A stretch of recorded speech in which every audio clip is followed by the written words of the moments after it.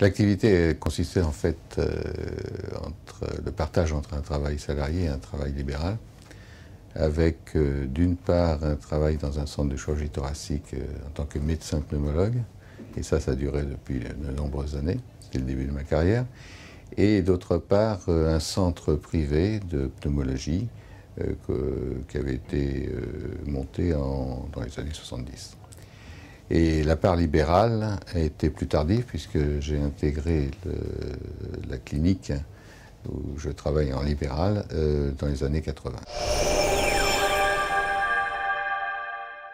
Oui, on commence à penser à la retraite lorsque vos amis, d'une part médecins, mais surtout les amis qui travaillent dans d'autres professions, qui ont des retraites quelquefois un peu plus tôt. Et c'est à ce moment-là qu'on commence à se poser des questions. Et il est sûr qu'il y a peut-être 5-6 ans, j'y avais vaguement pensé. Comme j'étais salarié, j'avais reçu de la sécurité sociale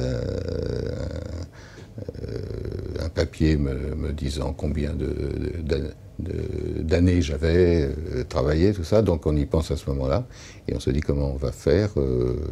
Est-ce qu'on va quitter tout d'un seul coup? Est-ce qu'on va quitter les choses les unes après les autres?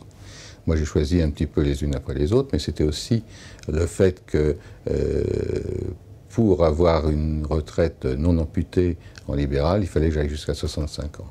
Alors que dans le salarié, j'avais la possibilité, vu les nombres d'années que j'avais travaillé, de quitter plus tôt.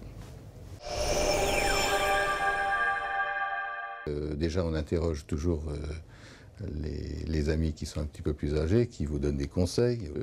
En ce qui concerne le libéral, je suis allé à la CARF, où on m'a quand même expliqué beaucoup de choses. Et puis à partir de ce moment-là, en fonction de ce qu'on m'a expliqué, des possibilités, j'ai fait un choix.